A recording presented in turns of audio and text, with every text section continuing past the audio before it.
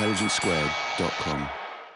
Christopher Hitchens, author, journalist, critic, writer over here, a figure in the cultural life of this country before he moved to Washington, where he wrote for Vanity Fair and The Nation. He started off on the left wing, moved very right, and has recently been defending the neocons. And his latest book, which is absolutely germane to this subject, is to be published in the coming months and is called God is Not Great.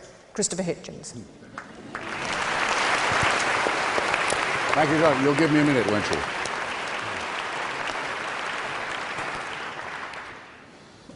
Thank you very much, Joan, for that slightly misleading introduction to someone who may no longer be a socialist, but still vibrates to Marxism. Thank you, ladies and gentlemen, for coming. I think I'll be able to be reasonably terse, given the very heavy artillery that follows me on our side. I think it might perhaps have been felt when I was chosen that the case for atheism should not be made by the spokesman for its moderate wing, Richard Dawkins. It might be okay to have at least one extremist on the panel.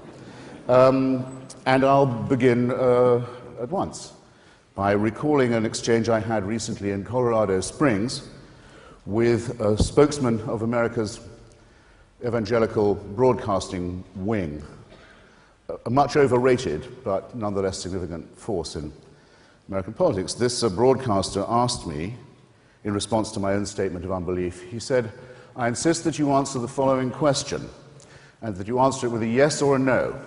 I braced myself. I accepted the challenge unseen. He said, "You are to imagine yourself in a strange city where you've never been before.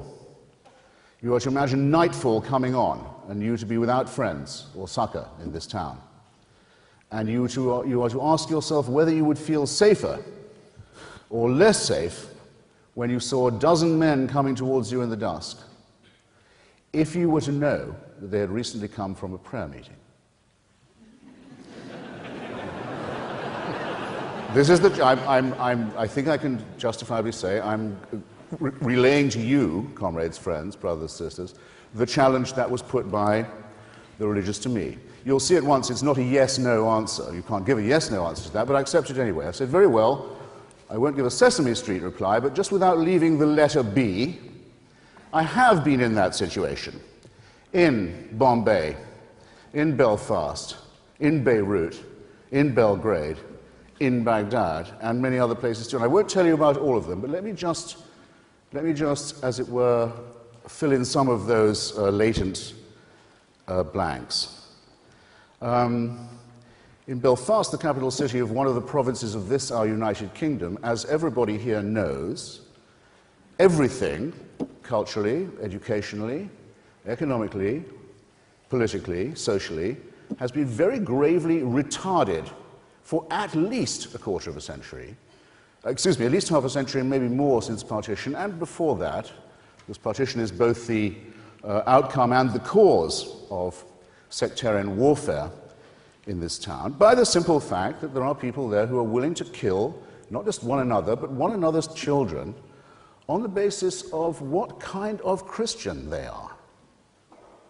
Horrible things are done, not just in pubs and clubs, but on the streets, on housing estates, on university campuses in that city still, despite the relatively good news we've had today, where the situation remains dominated by barbaric sectarian party leaders, on this and no other basis.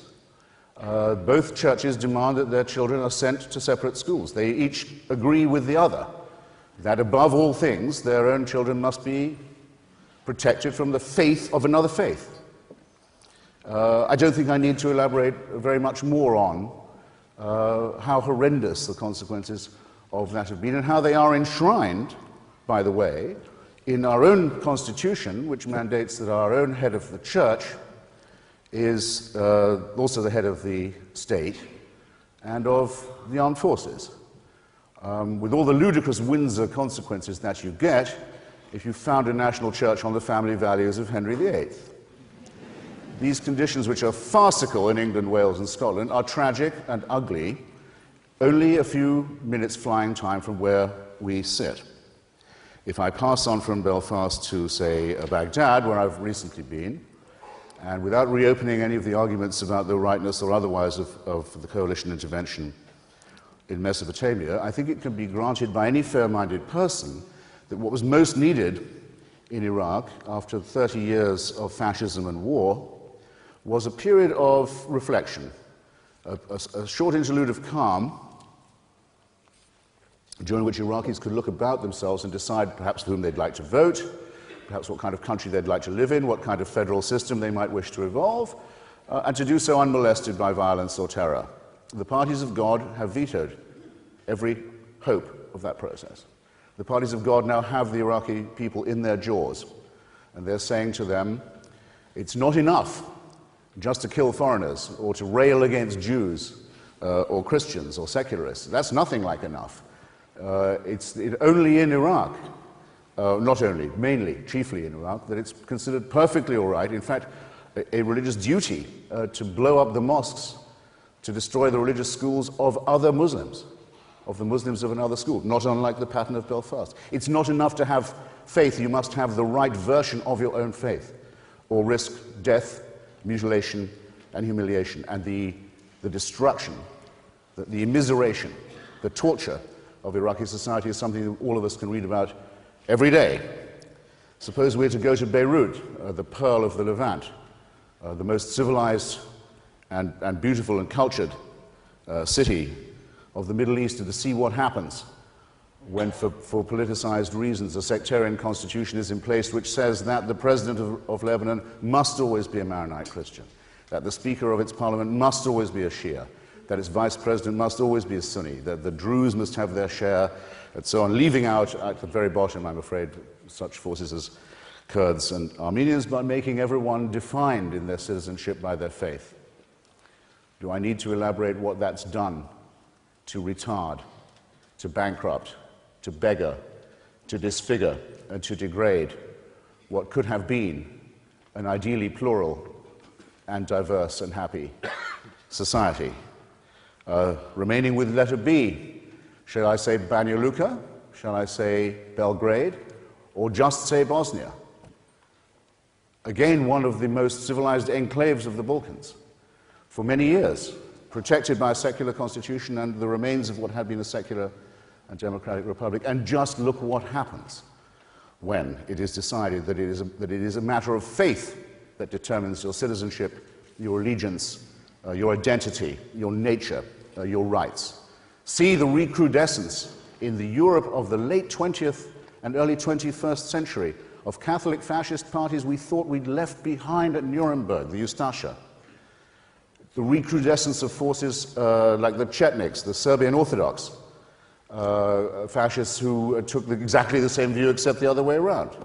See the craven way in which our spineless media, which always defers to people of faith, say that it was Serbs who shelled Sarajevo or Croats who shelled Mostar, when what they should have been saying was, today the Christian Orthodox militia bombarded an open city round the clock, or yesterday the Catholic forces shelled Mostar from dawn till dusk. They didn't do it because it's a matter of taste. We're supposed to respect people of faith, and we're supposed to respect them while they do that and do that and make this sort of excuse.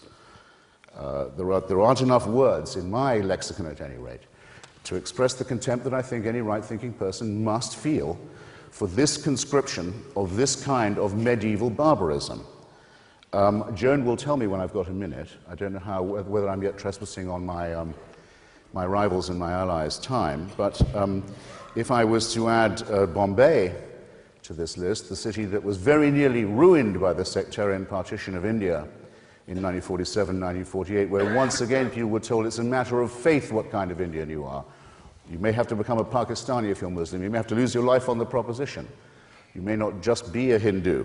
Bombay more or less survived this, the terrifying ethnic cleansing and the pogrom that ensued when the subcontinent was mutilated and maimed and partitioned on this basis in the hopes of a genuine Indian unity and independence, ruined by way of appeasement of people of faith. But Bombay sort of recovered until recently, when now its name has been changed, its minority citizens persecuted, intimidated, driven out by a new Hindu nationalist party, the Shiv Sena, that says that, again, if you do not follow the right God, if you don't accept the supernatural as a real force in everyday life, you are not worth whatever it takes to become or to remain or be treated as an ordinary, democratic, civilized human being in, again, one of the great cities of Asia. Now, it's not part of my case, and I'm sure it's not part of Professor Grayling's or Professor Dawkins's either, to say that religion is the reason for all of this, or the exclusive or sole reason for all of it. I think it would be crude and reductionist to say that.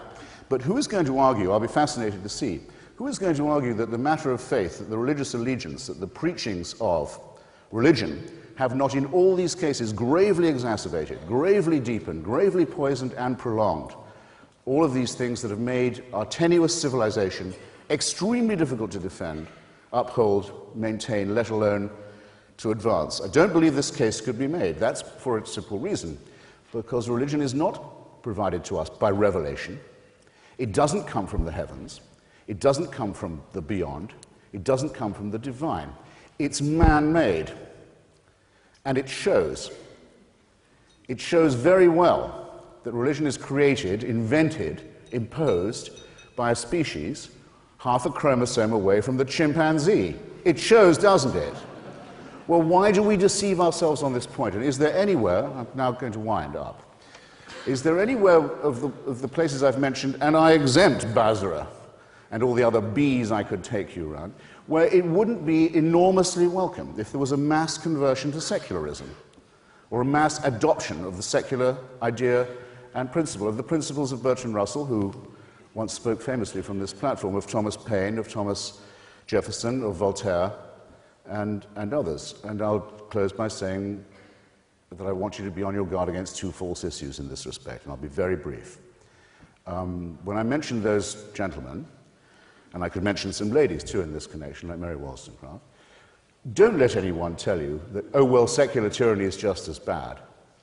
After all, there have been fascist and communist dictatorships which have been just as revolting. Fascism, as you know, was supported by the Catholic Church all through its life, and in fact till after it had died, and still is defended by it. One of the leaders of the Axis was actually, the Japanese leader, was actually a god. There's no way of saying fascism and National Socialism in the Axis was secular. And in the case of Stalinism and Maoism and the Khmer Rouge, the same mistake is made, and a religion is made out of man. It's the religious impulse itself that I think we need to oppose, to criticize in ourselves as well as in others. The argument from faith, in other words, the argument from certainty. So those of us who maintain this may not be described, my closing point, as fundamentalists or secularists, as certain cheap and demagogic and opportunist forces have recently been suggesting. We do believe in evidence, we do believe in skepticism, we do believe in reason. We hold our views with as much conviction and principle as any God-botherer does. But we are open to the argument, and we're going to prove it tonight to you. And don't let anyone dare to imply there's a moral equivalence between us and the fanatics and the fools and those who think they know God's will and can tell you what it is, who are our enemies, and your enemies too. So I beg to propose the motion that stands in our name. Thank you.